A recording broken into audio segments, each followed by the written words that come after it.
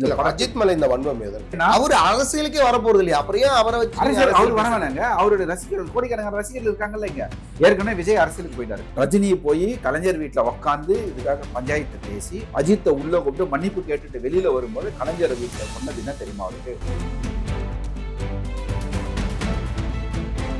ஏன்னா நான் எந்த பொது நிகழ்ச்சியிலும் கலந்துக்க மாட்டேன், எதுக்கும் கலந்துக்க மாட்டேன், எந்த அவார்டும் எனக்கு வேண்டாம்னு சொல்லிட்டு இன்னைக்கு நீ பத்மா விருது கொடுக்குறாங்கன்னு நான் டெல்லிக்கு நீ போட்ட மாட்டேன். இப்போ இன்னி நான் ஒன்னா மாதிரி சுயநலவாதி யாருமே கிடையாது. நடிகர் அஜித்குமார் அவர்களுக்கு இந்த விருது வழங்கப்படும் தான் போட்டு கார் ரேஸில் ஈடுபட்ட வீரர் அஜித்குமாருக்கு போட்டிருக்காங்க. ரெண்டாவது நடிப்பு துறையில கலைத்துறையில நீ பெருசா ஒரு சேவையும். விக்ரம் ஒரு ட்ரஸ்ட் வச்சிருக்கிறார். அந்த ட்ரஸ்ட் மூலமா வருஷத்துல எத்தனையோ பேருக்கு கண் ஆபரேஷன் பண்றாங்க. யாருக்கா தெரியுமா? இந்த விஷயத்த விக்ரம் சொல்லல. விஜய் வாழ்க, அஜித் வாழ்க, நீங்க எப்ப வாழ போறது அப்படின்னு ஒரு கேள்வி வைக்கிறாரு. அந்த கருத்துக்கு நான் முரண்படுறேன். அதே கேள்வி நான் அஜித் கேட்கறதா நான் நினைச்சு நான் கேட்கிறேன். ஏன் அஜித் அவர்கள் தன்னோட படத்துக்கான டிக்கெட் ரேட்டை கம்மி பண்ண மாட்டாரு? செல்ஃபிஷ்ங்க அவரு. அப்ப விஜய் அவர்கள் மேல ஒரு பயம் இருக்கு எல்லாரும். கண்டிப்பா.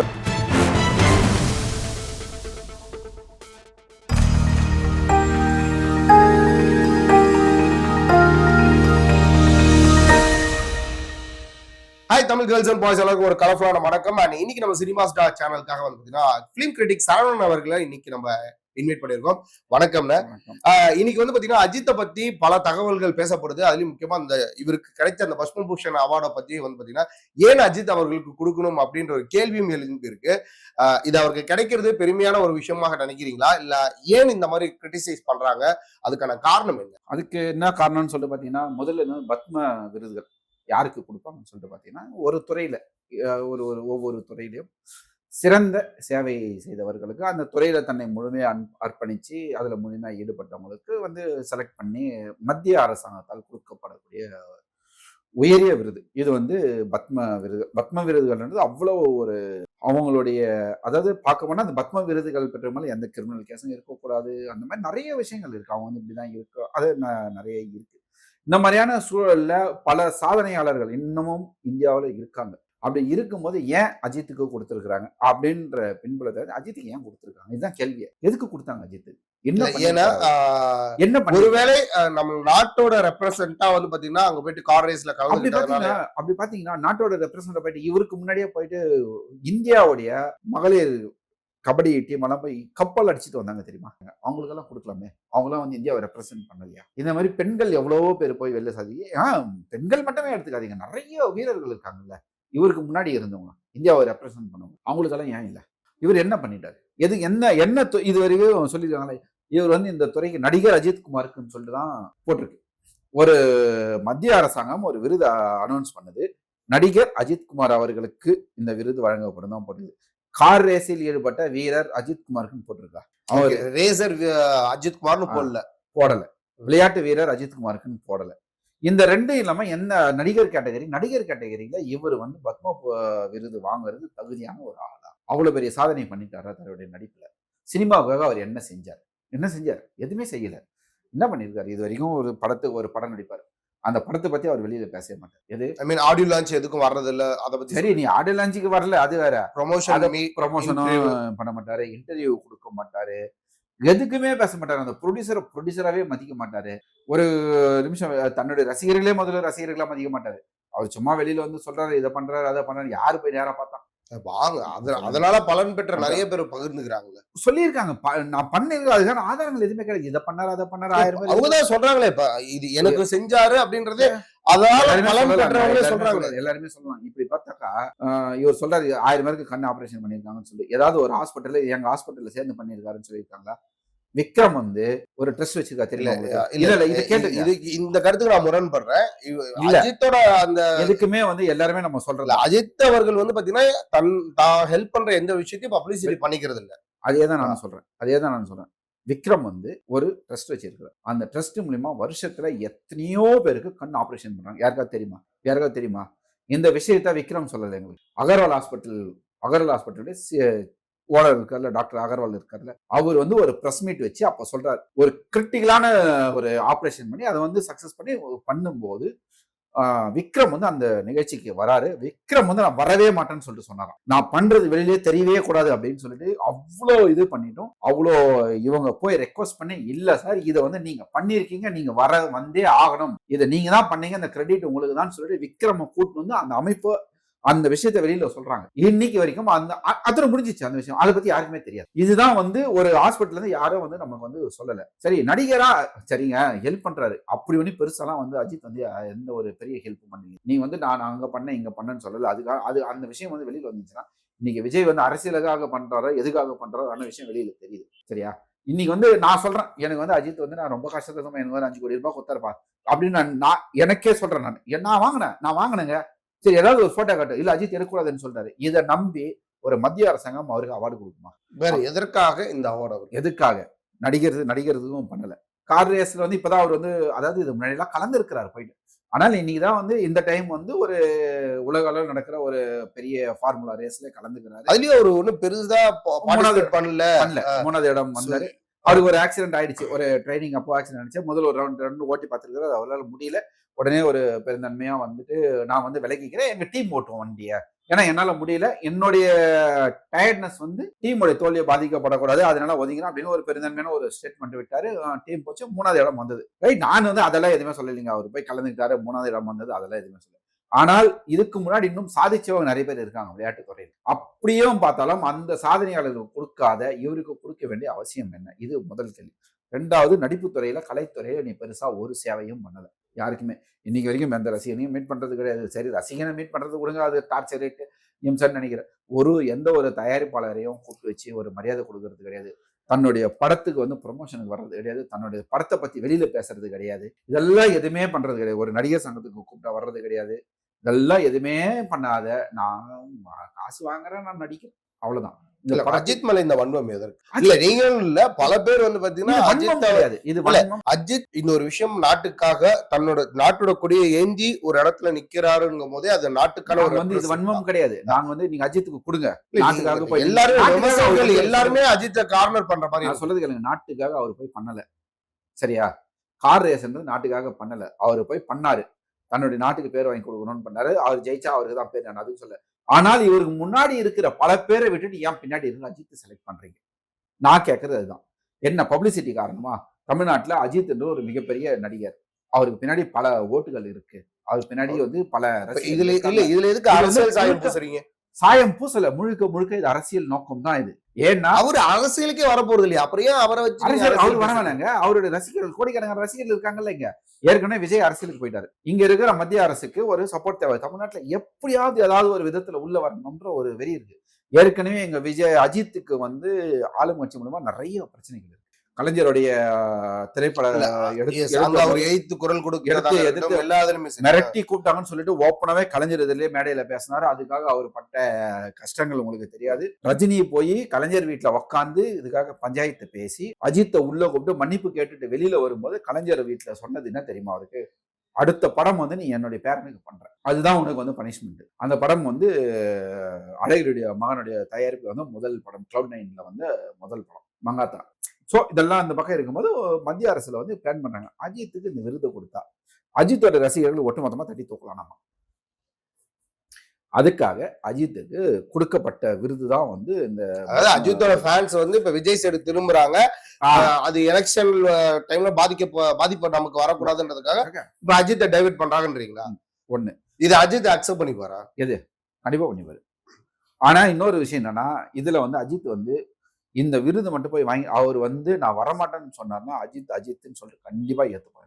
ஏன்னா நான் எந்த பொது நிகழ்ச்சியிலும் கலந்துக்க மாட்டேன், எதுக்கு கலந்துக்க மாட்டேன், எந்த அவார்டும் எனக்கு வேண்டாம்னு சொல்லிவிட்டு இன்னைக்கு நீ பத்மா விருது கொடுக்குறாங்கன்னு நான் டெல்லிக்கு நீ கோட்ட மாட்டேன்னு போய் நின்னா உன்ன மாதிரி சுயநலவாதி யாருமே கிடையாது உலகத்துல. நான் எந்த பொது நிகழ்ச்சியிலும் கலந்துக்க மாட்டேன். என்ன நான் அந்த ஸ்டாண்ட் அப்படியே எடுக்கிறேன். நான் பணம் வாங்குறேன், நான் நடிக்கிறேன், அவ்வளவுதாங்க என்னுடைய வேலை. எனக்கு நீங்க அவார்டு கொடுத்து எனக்கு கௌரவப்படுத்தல வேணாங்க. நான் பணம் வாங்காம நடிச்சு நான் நாட்டுக்கு ஏதாவது நல்லது பண்ண அன்னைக்கு எனக்கு அவார்டு கொடுங்கன்னு சொல்லிட்டு வந்து நின்னா அஜித் பெருந்தன்மையானவன் எல்லாருமே ஒத்துப்போம். ஆனா இன்னைக்கு வரைக்கும் அஜித் வந்து மறுப்பு சொல்லியிருந்தாரா? சொல்லுங்க.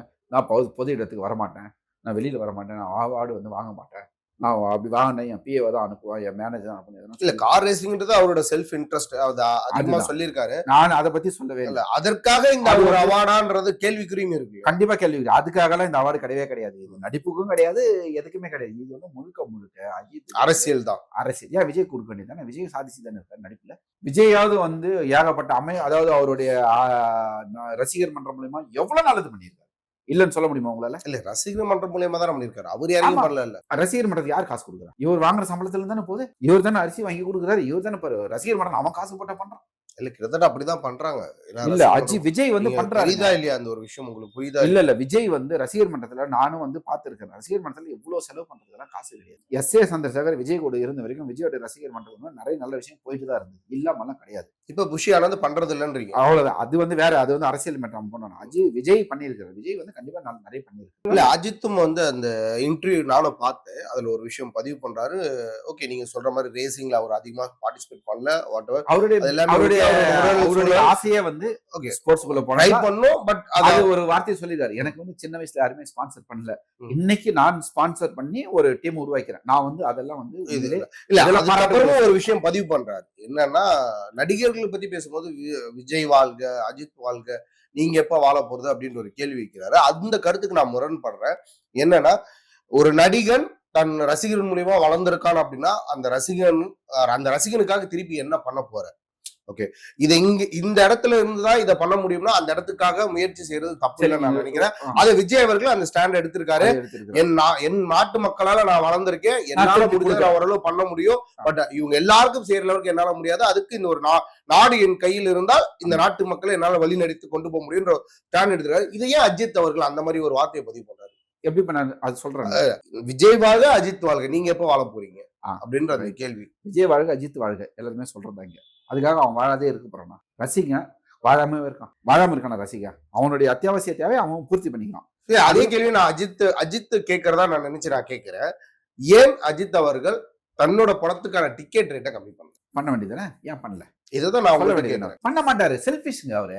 எனக்கு பணம் வந்தா போதும், நான் வேற எதுவும் பண்ண மாட்டேன், நான் யாரையும் மதிக்க மாட்டேன், எனக்கு தேவை. அப்புறம் நடிகர் வாழணும்னு சொல்றதெல்லாம் அதெல்லாம் பப்ளிசிட்டி. அதெல்லாம் நான் நல்லவன் சொல்லிட்டு காட்டிக்கிறதுக்கு, நான் தியாகின்னு சொல்லிட்டு காட்டிக்கிறது. இதுல ஒன்று பாருங்க, இது வரைக்கும் அஜித்துக்கு பத்ம விருது கொடுத்துருக்காங்களா? தமிழ்நாட்டுல இருந்து யாரெல்லாம் அவர் வந்து வாழ்த்து சொல்லி எல்லாம் பிஜேபி சைட்ல இருந்து இருந்துச்சா? சீமான் அவர் ஒன்று சொல்லியிருக்காரு. உச்சத்தில் இருந்த ஒரு நடிகர், உச்சத்தில் இருந்த நடிகர், உச்சத்தில் இருக்கிற நடிகர் யார்? இருந்த ஒரு நடிகர், உச்சத்தில் இருக்கிற ஒரு நடிகர், எனக்கு இனிமேல் இந்த பணம் வேணாம், 300 கோடி எனக்கு வேண்டாம், நான் மக்களுக்கு சேவை செய்ய போறேன் ஒருத்தன் சொல்றான். அவனை வந்து வாழ்த்துவீங்களா நீங்க? யாரும் அரசியல் வர மாட்டேன்பா, நான் யாரையும் சப்போர்ட் பண்ண மாட்டாங்க, 300 கோடி வாங்கி நான் பேக்கெட்ல, ஏன்னா 2 பேரும் ஈக்குவல் சம்பளம் தான் இன்னைக்கு. ஆமா நான் போயிட்டு என்னுடைய கார் ரேஸுக்கு நான் செலவு பண்ணிக்கிறேன். Right, okay. கார் ரேஸ்ன்றது இப்ப நீங்க சொல்றீங்கல்ல, நமக்கு இங்க இறங்கி கபடி விளையாடுறோம், நாளைக்கு நம்ம ஒரு டோர்னமெண்ட் நடத்துறோம், ஏதோ நம்மளால முடிஞ்சு நம்ம சம்பாதிச்சு தான் நம்ம நடத்துறோம். அதுக்காக நமக்கு வந்து காசு கொடுத்துருவாங்களா? அவார்டு கொடுப்பாங்களா? இப்போ நம்மளே நமக்குள்ள ஒரு டீம் ஒன்று ரெடி பண்ணிக்கிறோம், யாரும் பண்ண. அப்ப பிஜேபியோட பிளான் தான் என்ன? ஓட்டு. அஜித்தோடைய ஓட்டு இங்க வாங்கணும். இது வாங்க முடியும்னு நினைக்கிறீங்களா? எது அவன் கணக்கு போட்டிருக்கான். அவன் எதை தான் வாங்குறாங்க தமிழ்நாட்டில் சொல்லி பார்க்கலாம். அவன் எதை தான் வாங்குறான்? அவன் எப்படி எல்லாமே உள்ள வர்றதுக்கு முயற்சி பண்றாங்களோ அப்படி எல்லாம் முயற்சி பண்ணிட்டு இருக்காங்க. எப்படியாவது தமிழ்நாட்டில் ஆட்சி பிடிக்கணும், அதுதான் அவங்களுடைய கொள்கை. இதனால இது மூலியமா வாங்க முடியுமானாலாம் தெரியாது.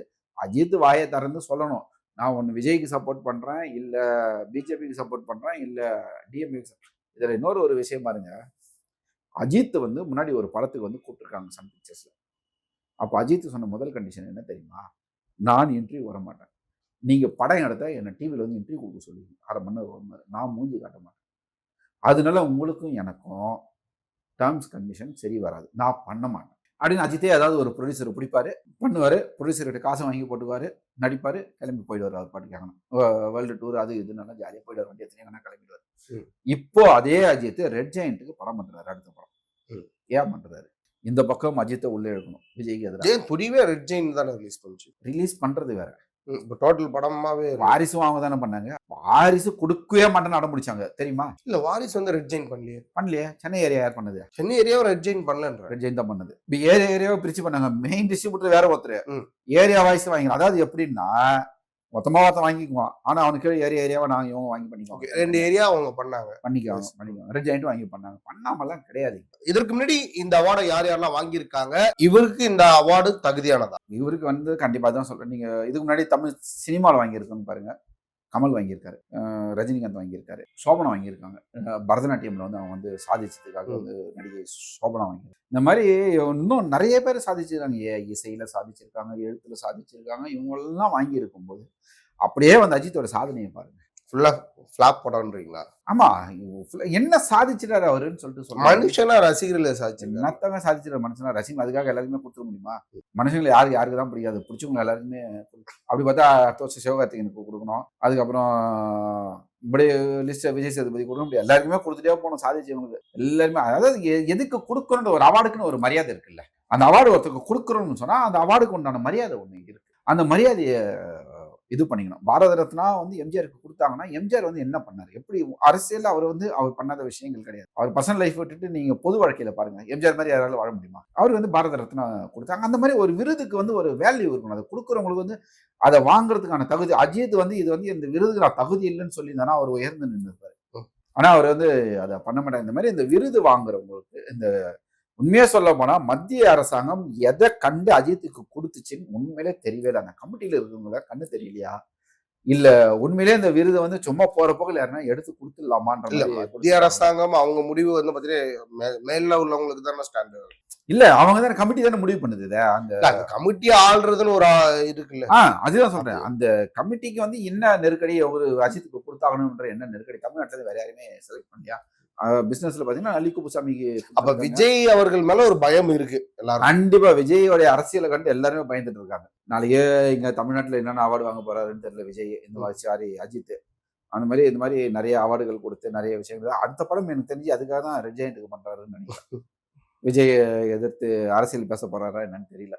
மேபி இருக்கலாம். இந்த மாதிரியான ஒரு காலகட்டத்துல தேவையில்லாத ஒருத்தருக்கு அந்த விருதை கொடுத்து அந்த விருது தான் அசிங்கப்படுத்திருக்காங்க. விஜய் அவர்களுக்கும் இப்ப ஒரு மிகப்பெரிய ஒரு கூட்டணி ஒண்ணு அமையுது. ஏன்னா விசிகால இருந்து வந்து இவரு ஆதவ அர்ஜுனா வர நிறைய விஷயங்கள் போயிட்டு என்னென்னலாம் வந்து ஒரு ஸ்டோரி லைனா பேசப்பட்டுச்சோ சோசியல் மீடியால அது எல்லாமே இப்ப அடுத்தடுத்து நடந்துட்டு இருக்கு. அந்த விஷயம் நடந்து விஜய் அவர்கள் ஒரு ப்ராப்பர் பிளான்ல இருக்காரு. இன்னைக்கு பிஜேபிக்கு ஒரு பயம் இருக்கு, தமிழ்நாடு அரசுக்கும் ஒரு பயம் கண்டிப்பா இருக்கு. விஜய் தமிழ்நாடு அரசுன்னு அதை பதிவு பண்றதுக்கு முன்னாடி தமிழ்நாட்டுல உள்ள கட்சிக்கும் ஆளுங்கட்சியும் சரி எதிர்கட்சியும் சரி பயந்துட்டு தான் இருக்காங்க. விஜயோட வளர்ச்சியை கண்டு பயந்துருக்காங்க.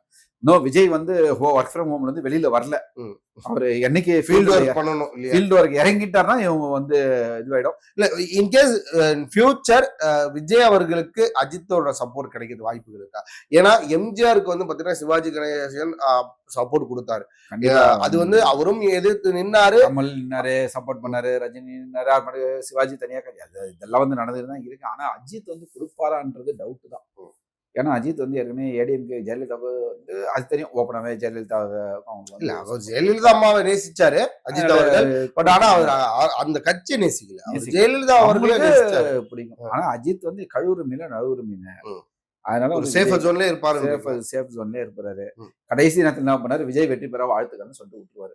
நம்ம ரஜினி வந்து வெளியில சொல்லுவாரு, பாத்தீங்கன்னா நான் ஓட்டு போட்டேன் இப்படி ஓட்டு கட்டினா 2, இப்படி ஓட்டு கட்டினா சூரியன். அந்த மாதிரி நம்மளா புரிஞ்சுக்க வேண்டியதான். அஜித் ஓட்டு போட்டு விஜய் அவர்கள் வெற்றி பெற வாழ்த்துக்கள் மற்றும் பலருக்கும் வாழ்த்துக்கள்னு சொல்லி மாட்டே விடுறாரு. அப்படிதான் விடுவாரு பாருங்க. அது கூட சொன்னா சந்தோஷம் தான். விஜய் வெற்றி பெற வாழ்த்துக்கள்னு சொன்னாலும் சந்தோஷம் தான். இன்னைக்கு நிறைய தகவல் பகிர்ந்துக்கிட்டீங்க. நன்றி. நன்றி.